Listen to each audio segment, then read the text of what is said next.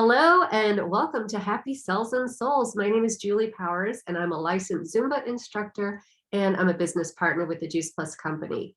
My missions in life are to help people understand that life is better when you're dancing through it and to inspire healthy living around the world. But my expanded mission is to create better health at the cellular level and more joy at the cellular level.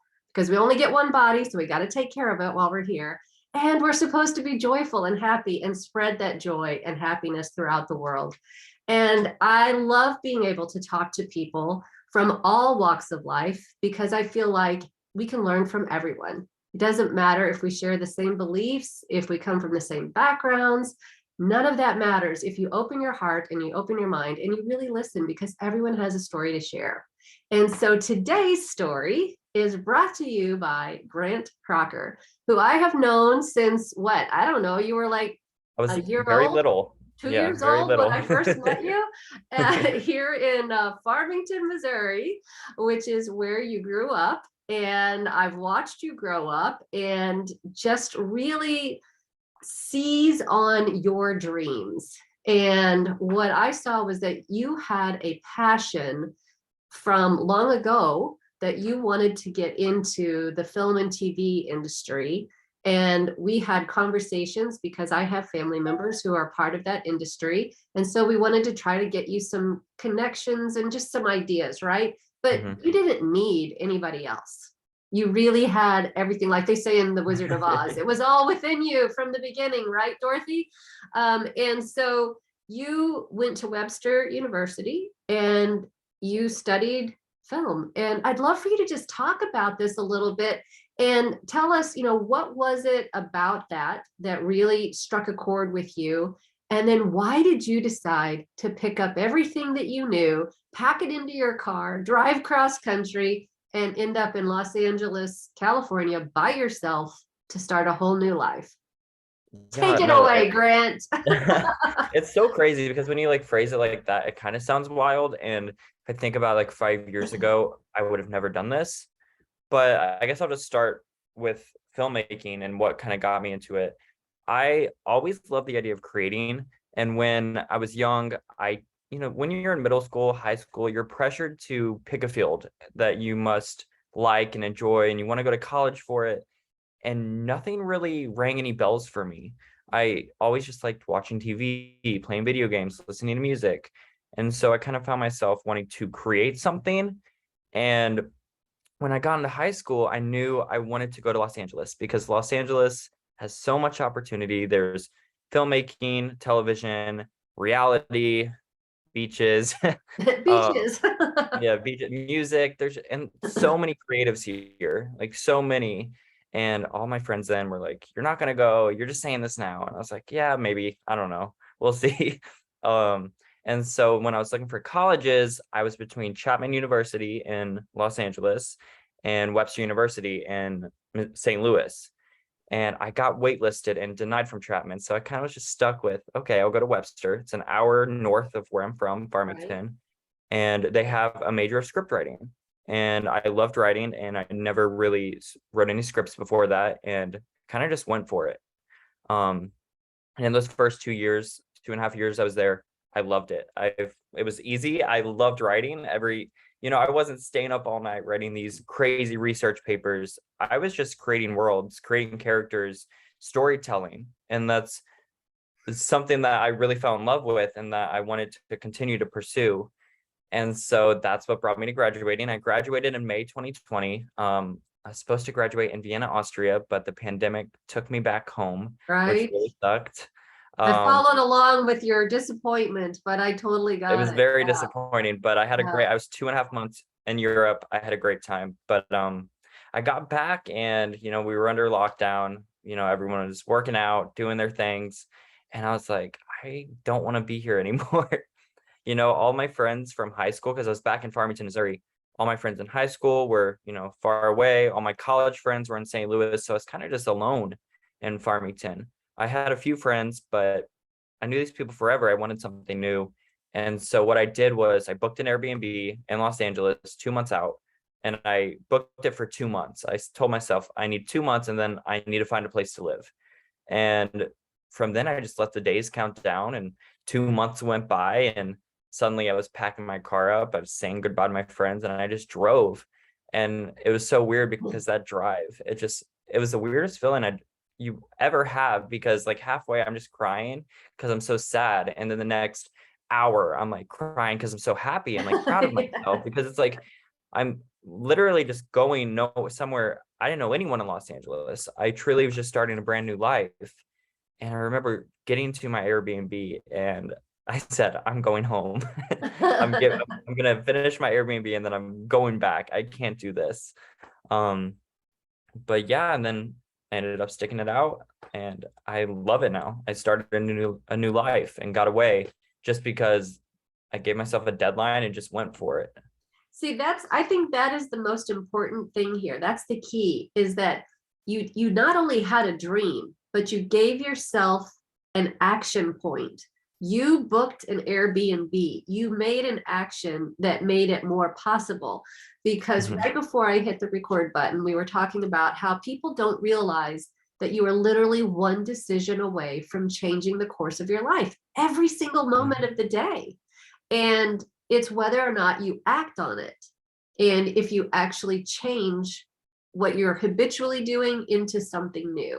And that's what you did. And I think that that is so fantastic, because you're a young person who has your whole life ahead of you. I mean, literally everybody still has their whole life ahead of them, but it's a shorter period of time. But I was just speaking with a young mom recently who I asked what her dreams were. And she said she didn't have any, because she was never given that opportunity to dream. And when she was a kid, dreams would get squashed, and I know that happens to people, but you pulled yourself out of that trapped mentality and you left and you started over a whole new life in the field that you wanted. Now, the first job that you got out there was? So I actually did gig work for the first like year here because I wasn't finding a job. It was pandemic. I didn't have any friends. I didn't meet anyone for the first year. I was fully alone. My So I learned a gosh. lot about myself. I learned a lot. I learned how to be alone. I was very extroverted before. And then I figured out how to just go on life, just figuring it all out. And then finally, I was actually looking to do some background work. I wanted to work on TV and film. And so I applied for this random casting call for this 1920s movie, and was like, okay, cool. I'm excited to do this. Who knows what'll happen? And so I liked their pages and everything, their social media. And on Facebook, I saw a job posting for a casting assistant. And so I immediately like wrote a resume, did a cover letter, sent it in. And 20 minutes later, my boss now, Sandy, called me up and she said, hey, can you come in the morning for an interview right before the casting call? And I was like, okay, cool. And so I did that. And then she asked me to work the casting call with her. I did that. And now a year and I don't know, 3 months later, I'm still working there and working background. I'm basically, what I do is cast background for film and TV. I Right. do it for commercials. I do it for everything. And I've done like 7 or 8 projects now. It's crazy. Yeah, and that's great. But also, while you're doing that, you're writing. Yes, Writing. that's a great thing, because this job I don't really have like I have a boss, but really it's kind of like I'm with an agency and they freelance me off to projects. So if I finish all my work on Monday, I'm free for the week.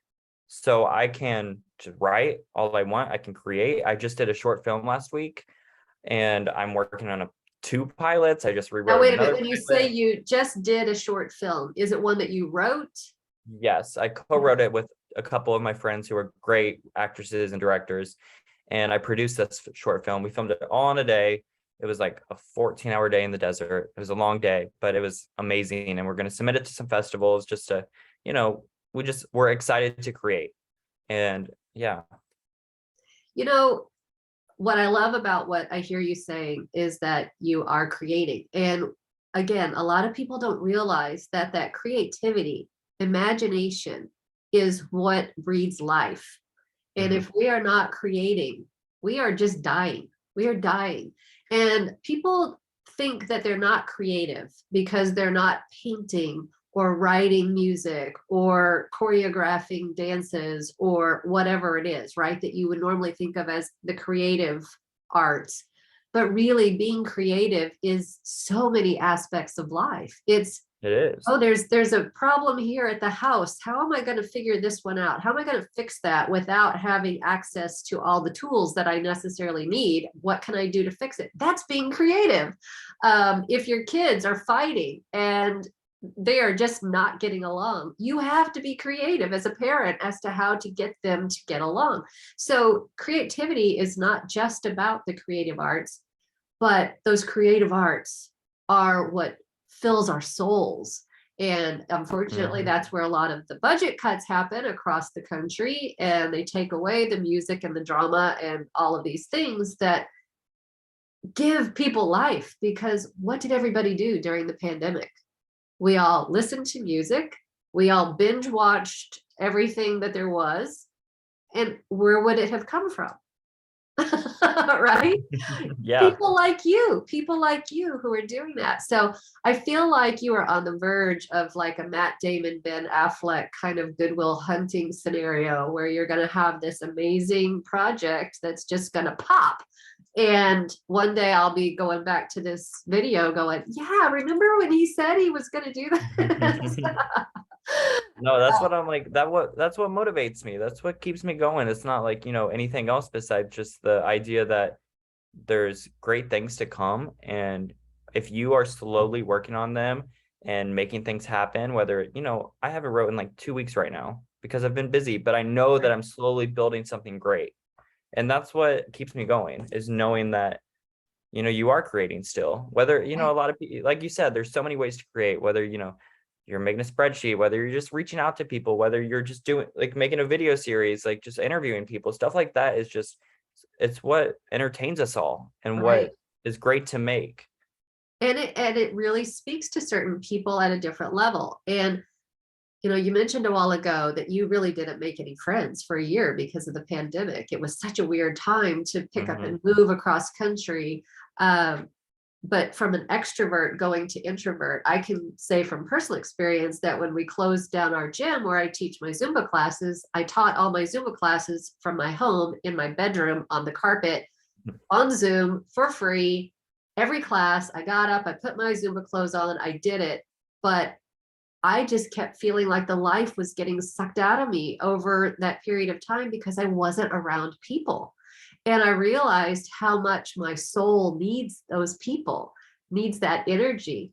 But Hmm. yet, it's really important to be comfortable with who you are as yourself. And so you learned a lot about yourself. What would you say one of the most interesting things you learned about yourself was? It's actually funny because before like moving on my own, I was always around people, ever since I was in high school, I would just escape from home. So every weekend I just hang out with new people or go spend the night at a friend's house. And I was always used to just being around people. And so when I moved here, I was alone I've been alone for 2 years, but I've slowly made some friends now. Um, I would say that I found like I love being by myself. And that's like probably the biggest thing I learned is that I'm comfortable with myself. I like to just sit down, do nothing, or just sit in my thoughts, sit in my ideas, sit down and work, sit down and write. I've really learned that. And now I can go out by myself anywhere I want. I go to Starbucks all the time and just sit, and I'll just sit there and work and sit there and write by myself. I would have never went by myself. I've been to the movie theaters by myself now. I would have never done that, 2 Yeah. years ago. So I think that's the best thing Hey, I've learned I about myself. I think that's great because there was a period of time for many years that my husband traveled a lot for work and I was by myself a lot when my son was in college, and I liked being by myself too. It's like you figure out a lot of things. Like you're comfortable going to restaurants and you're comfortable going to the movies by yourself and you're like, "Oh, that's no big deal. I'm just by myself." Um, but one thing, and I know Corey, my husband, but one thing he said recently was pretty much he realized he had this aha at one point where it was like, after everything else goes away, what remains is just you. It's just you. It's Mhm. not your experiences from the past. It's not even your dreams for the future. It's not the people that surround you. It's not the name that people call you. It's just you. And so we have to know who that is.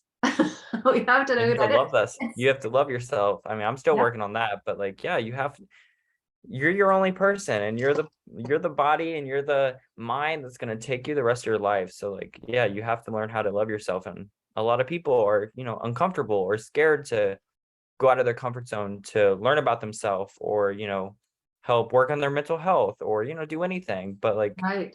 in reality, that should be your focus, is making sure you're fine with yourself and you're healthy and you're, comfortable. Right. And accepting yourself for who you are. Because Yes. I know that a lot of people, they believe that there's supposed to be something based on expectations from other people, whether it's their family members or their community or friends around them or the school that they went to, whatever. But we're all so very different. We have all of our different little quirks about us, and you have to learn to accept that that's who you are, so that you can go out there and really shine, right? For sure. And no, like coming from Farmington, sometimes I would feel isolated in the way I viewed things or the way I was. And so moving gave me a community of people that were more similar to me. And so Right. that's personally what I needed to feel more comfortable with myself, because I used to feel very alone and very isolated.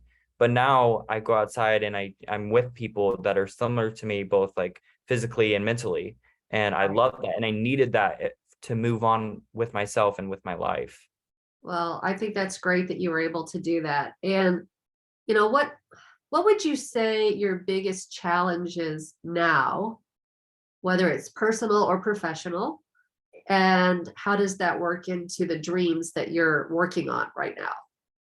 Oh, I just say honestly, productivity. Yeah. I mean, with my job, it's full time and I just want to create. I want to go constantly. I just want to do things. But when I'm working an 8-hour day or 10-hour, 12-hour, and I'm just, talking to people all day, texting, emailing, by the end of the day, I don't want to write. I'm tired. Or the morning, I just don't want to go work out. Life is draining. I will say that. And I'm sure everyone can agree that life can be draining. And honestly, the hardest part is just, yeah, being on top of yourself and being productive. My goal is to be more fit. And I know you are a great person to look up to, because you are so healthy both mentally and physically, in my opinion. And yeah, so I think the We hardest thing all is just, have our quirks. Let me I just know, I think remind the you. hardest thing is just staying in shape and being productive, because life is so busy and we all get caught up with the same old things every day. But you gotta find a way to, work on yourself, work on things. Well, those are realistic challenges for just about Mhm. everybody. I mean, like, yes, I try to be as healthy as I can, but you can hear my sinuses are congested right now because there's something in the air out there today that's here in Missouri that just does this to me. So I just struggle with that.